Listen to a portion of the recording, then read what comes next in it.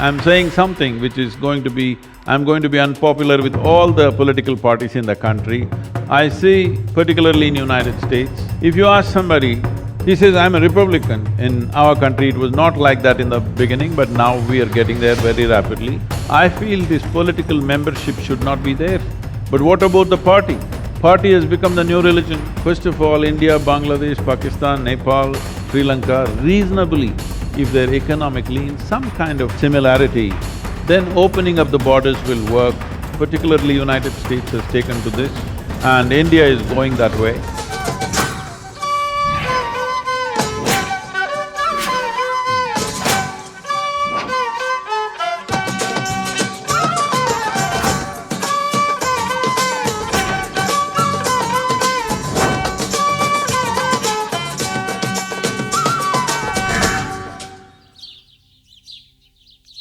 See, there is a confusion in the country as to what is India and what is not India. You must settle this. If you don't settle this, these fights will go on endlessly. How many lives have been lost on both sides?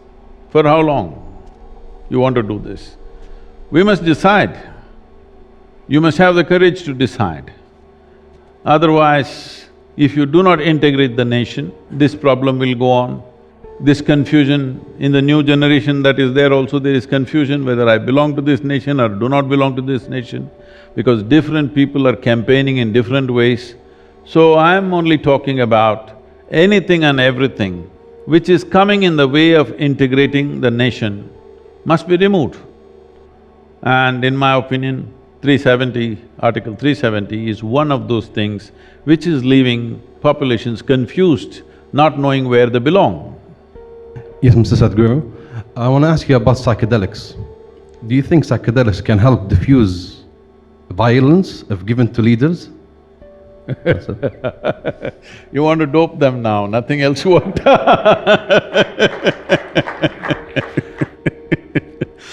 Okay, well, it could be a solution. They'll be so preoccupied with the dragons that they won't worry about each other. See, we need to understand this. We're always thinking one leader is the problem, either here or there. We need to understand we are democratic nations. In Tamil language, in southern India, in Tamil language, the word for democracy is Jananayakam. That means people are the leaders. That's what it means, people are the leaders. We cannot simply say that if you give drugs to one leader, our problems will be over. It's far more deep-rooted than that. Well, the majority of the population may not be involved. Even if it's 2% of the country's population, but it is a very dynamic 2% population. 98% population may be there, but they're little sleepy. Maybe they're already drugged. They are in a way. They're drugged with their lethargy, they're drugged with stories of their own, they're drugged with these kind of beliefs that somebody will come and save them one day. No, I think we need to get them off the drugs. They're on different kinds of drugs which is putting them to sleep. It is important to awaken people, not to put people to sleep. Putting people to sleep is a temporary answer, and when they come back, you don't know what all they will do. When the drug wears off, we don't know what they will do. So, that's a colorful idea though. Guruji, it's an honor to be here. Thank you so much among such fine people this morning. In the panel earlier, one of the gentlemen mentioned that the voice of the leadership of our nation is not necessarily the voice of the people. And in a way, you actually led me to my question when you mentioned Jananayakam, which is of the people, for the people and by the people. So, on one hand, we're talking about empowering people with making decisions that will benefit the nations. But these are the same people that are intolerant when it comes to portraying a fictitious character on the big screen, and they threaten to behead her Why are we so intolerant is my question, and directly related to the year of tolerance in UAE. I didn't get the point of beheading somebody. So yeah, okay. Related to the Padmavat controversy when the actress was… Oh. So we're talking about empowering people, and then we have the same people coming up with trivial issues, which is when we have bigger issues to deal with. See, democracy leaves people with a certain amount of privileges without any particular mechanism to insist on a responsible behavior from everybody. So a whole lot of people misuse these privileges in different ways. Don't take that as the standard. That's not how most people are. Anyway, about whether the leaders represent people or not, the argument generally is, well, only 60% of the people voted. Out of that, the present leader got only 31%, so how can he be the nation's leader? Well, what the hell are the remaining 40% of the people doing? When they have not voted, they have no rights to comment either. So if it matters to you, you must stand up and vote, it's a privilege, you must exercise that. And how should you exercise it? It's very important now that the elections are coming and maybe many of you do vote in India.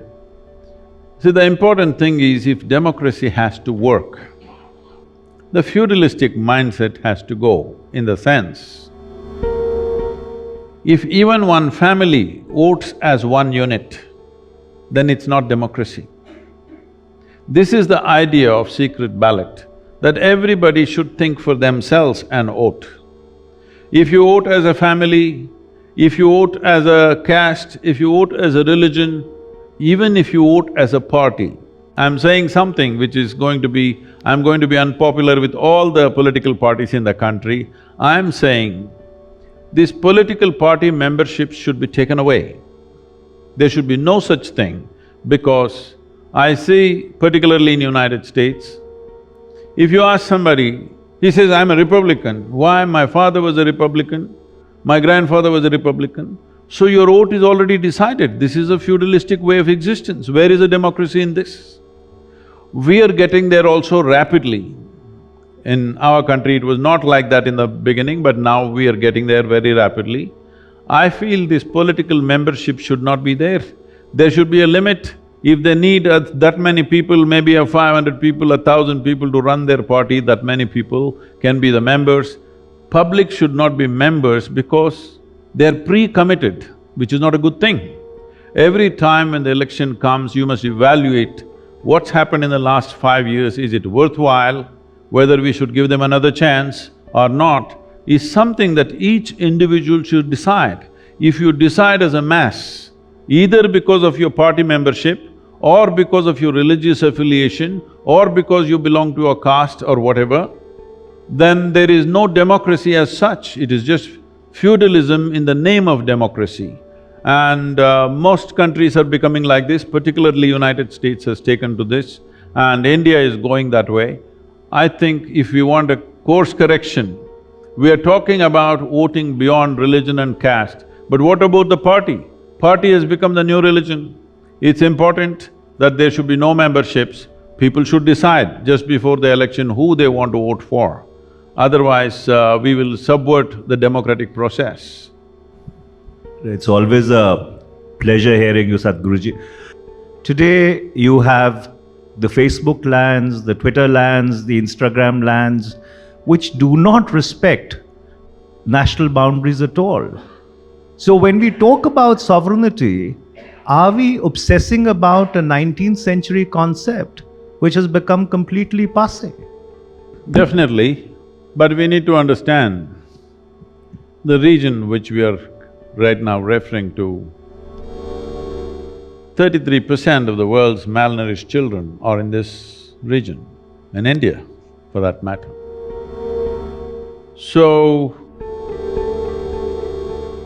nearly a third of our population is not even in 19th century, they are in 18th or 17th century.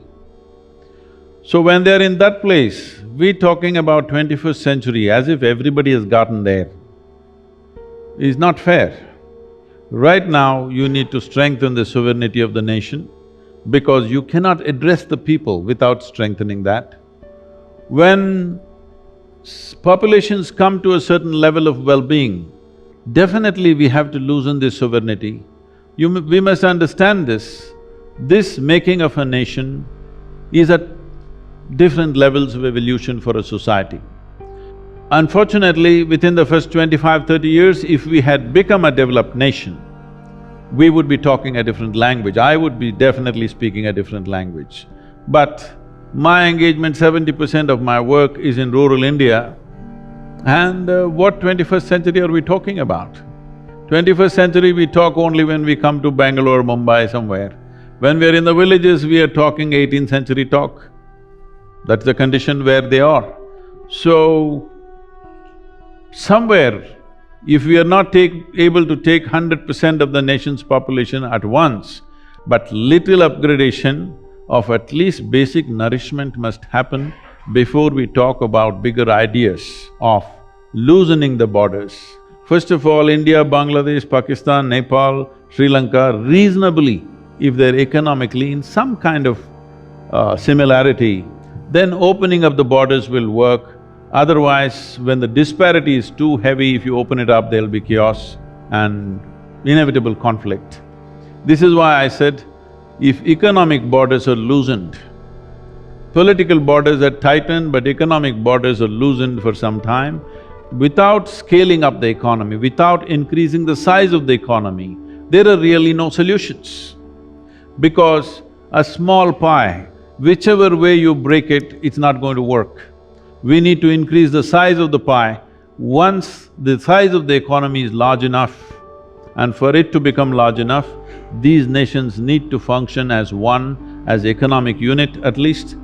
At least there is some kind of loose union of doing our economics together, then we can talk about loosening of the sovereignty of the nation itself.